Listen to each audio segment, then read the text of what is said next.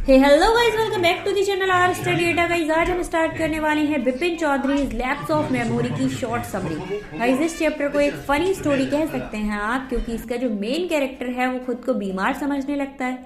Actually वो बीमार होता नहीं है, क्योंकि उसके फ्रेंड उसके साथ मजाक कर रहे होते हैं। स्टोरी स्टार्ट होती है न्यू मार्केट से। बिपिन न्यू मार्केट में स्थित कालीचरण की बुक शॉप पर जाते हैं और ये उनके डेली का काम है। एक दिन वो क्या देखते हैं कि सामने खड़ा हुआ एक इंसान उनको टुकुर टुकुर देखे जा रहा था। जैसे ही बिपिन ने मुड़कर देखा तो वो इंसान जो खड़ा हुआ था वो उनकी तरफ स्माइल करने लगा और उनसे कहता है कि बिपिन बाबू, आपने मुझे पहचाना। अब बिपिन बाबू को नहीं पता था भाई वो कौन है, तो वो बताता है, जो सामने खड़ा इंसान था वो अपना नाम परिमल पोष बताता है और कहता है कि 1958 में अपने लोग रांची में मिले थे, 1 वीक तक साथ रहे थे, ये सारी बातें बताता है। पर कहीं ना कहीं जो बिपिन था उसको लग रहा था कि परिमल पोष को जितनी भी बातें पता है ना, वो या तो उसका धोखा है या उसने किसी इंसान को पहचानने में गलती कर दी है, क्योंकि वो तो कभी रांची गए ही नहीं थे। अब उन्होंने ये सारी बात घोष को बता दी। घोष इस बात पर बड़े विश्वास भरी निगाहों से बिपिन की तरफ देखने लगा और जोर जोर से हंसने लगा। उसने रांची में जितनी भी बातें हुई थी उन सब बातों को डिटेल में बताना शुरू किया। उसने कहा था कैसे तुम्हारे घुटने में हुंड में चोट लगी थी, तब मैंने तुम्हारी हेल्प की थी। वहीं पर उसने बताया था कि रांची में एक दिनेश मुखर्जी नाम के व्यक्ति थे। अब घोष को विश्वास था, मतलब घोष निश्चय था कि चौधरी उसे जानते हैं। चौधरी किराए के एक बंगले में रुके थे, जबकि मुखर्जी अपनी सिस्टर के घर पे रुके थे।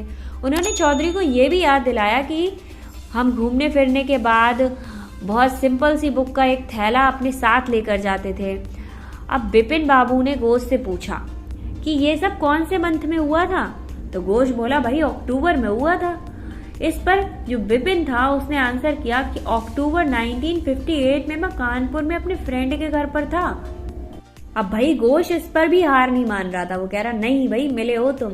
तो घोष ने क्या किया, घोष ने बिपिन को बताया कि कैसे तुमने एक दिन मुझे बताया था कि मैं कितना अकेला हूँ लाइफ में, और इस बारे पर हम लोगों ने एक साथ बैठकर डिस्कस किया था। अब भाई अकेले वाली बात में क्या क्या डिस्कस किया था कि मेरी जो पत्नी है वो स्वर्गवास हो चुका है और मेरे जो इकलौते भाई हैं वो पागल हैं। अब बिपिन बाबू को लग रहा था कि जब वो दुकान से बाहर निकल रहे थे कि जो घोष है वो मेरे बारे में इतनी सारी बातें कैसे जानता है। ये सब सुनने के बाद बिपिन अपने घर की तरफ निकल जाते हैं।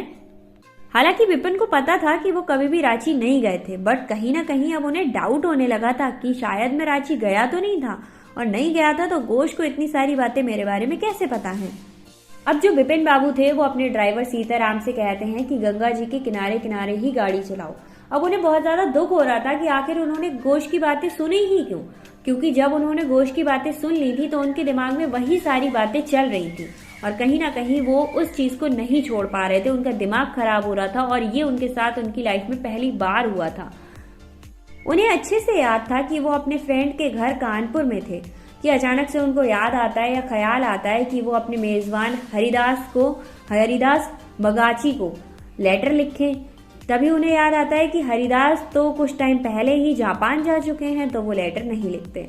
अब बिपिन बाबू को डाउट था, उसको क्लियर तो करना ही था। बिपिन बाबू ने क्या किया, अपनी पैंट चढ़ाई, मतलब पैंट ऊपर चढ़ाई और जो उनके दाएं घुटना था उस पर नजर डाली, तो उस पर कटे हुए का निशान था जो कि घोष बता रहा था वो निशान वहां पर प्रेजेंट था। बट उनको याद ही नहीं आ रहा था कि वो निशान उन्हें कब लगा, कैसे लगा। तो उन्होंने दिनेश मुखर्जी का ख्याल आया, जिसका नाम घोष ने लिया था। अब घोष ने उनको बताया था कि दिनेश उस टाइम रांची में ही थे, तो वे तुरंत उनके पास जाना चाहते थे। उन्होंने सोचा दिनेश के पास जाऊंगा और सारी चीजें क्लियर कर लूंगा। आखिर बिपिन उनको जानते थे। अब वो ये जानना चाहते थे कि वो रांची गए थे या नहीं गए थे। अब ये बात अगर वो दिनेश से पूछते तो दिनेश के सामने उनकी इंसल्ट हो जाती कि भाई तुझे याद नहीं है या फिर तू सिरफरा है, मुझसे क्यों पूछ रहा है। हालांकि दिनेश उनके एक अच्छे फ्रेंड थे या शुभचिंतक थे, पर फिर भी यार सेल्फ रिस्पेक्ट की बात थी। बिपिन अपने घर आ जाते हैं और घर आके उन्हें बहुत राहत मिलती है। उन्होंने कुछ नोवेल्स को पढ़ना स्टार्ट किया और सो गए। वो सारी चीजें भूल चुके थे, बट जैसे ही वो ऑफिस में गए उन्हें वो सारी चीजें याद आ गई। लंच करने से ठीक पहले दिनेश को फोन करने के लिए वो सोच रहे थे कि भाई दिनेश को फोन करके मैं पूछ ही लूं सारा कुछ, और भी हैरान रह गए जब दिनेश ने ये सारी बातें क्लियर कर दी कि हाँ ये सब कुछ ठीक कह रहे हो तुम। अब उन्होंने गुस्से में अपने टेलीफोन को फेंक दिया, टेलीफोन रिसीवर को पटक दिया और उनकी भूख तो जैसे कहीं भागी गई थी। उन्होंने लंच भी नहीं किया और मिस्टर मुखर्जी अपनी चिंताओं को और ज्यादा, मतलब जो मिस्टर मुखर्जी थे वो बिपिन की चिंताओं को और ज्यादा बढ़ाए जा रहे थे। बिपिन बाबू 25 साल से उस कंपनी में काम कर रहे थे, पर पहली बार था कि उनकी तबीयत ठीक नहीं थी और उनका सर चकरा रहा था, काम नहीं कर पा रहे थे। वो 2:30 पर ही वो अपने घर के लिए निकल गए और 7:30 पर उनके पास एक इंसान मिलने आया जिसका नाम था चुन्नी बाबू। बिपिन उसे जानते थे, बट उन्होंने पता था कि चुन्नीलाल उनसे हेल्प मांगने आया है और चुन्नीलाल उनके साथ स्कूल में ही पढ़ता था। तो उन्होंने कहा कि मैं अभी कुछ नहीं कर सकता हूँ। ये बात वो चुन्नीलाल को पहले ही बता चुके थे, बट चुन्नीलाल मानने को रेडी ही नहीं था। उन्होंने अपने नौकर के हाथ कहलवा दिया कि चुन्नीलाल से कह दो मैं अभी नहीं मिल सकता हूँ। पर पता नहीं उन्हें क्या याद आया अचानक से कि उन्होंने सीढ़ियों से दौड़कर चुन्नीलाल को रोका और उनसे पूछा कि 1958 में रांची जाने वाली बात तुम्हें याद है? चुन्नीलाल बहुत शॉकिंग वाला फेस बनाकर उनकी तरफ देखने लगा और कहा कि हाँ, मैं ही तो आपको रेलवे स्टेशन छोड़ने गया था। और फिर चुन्नीलाल ने उनका मजाक बनाते हुए कहा कि भाई अपनी हेल्थ का ख्याल रखो और ज्यादा काम करोगे तो यही रहेगा और किसी अच्छे डॉक्टर को दिखा लो। मतलब उन्होंने एक तरीके से उसको पागल घोषित कर दिया। अब बिपिन डॉक्टर परेश चंद्र के पास गए, उन्होंने अपनी सारी बात बताई, बट डॉक्टर को कुछ बात समझ ही नहीं आ रही थी आखिर मामला क्या है। उन्होंने कहा अपनी रांची यात्रा के बारे में, पर उन्हें याद था कि रांची नहीं गए हैं, बट पता नहीं उन्हें क्यों लगने लगा था कि वो कहीं ना कहीं रांची गए हैं।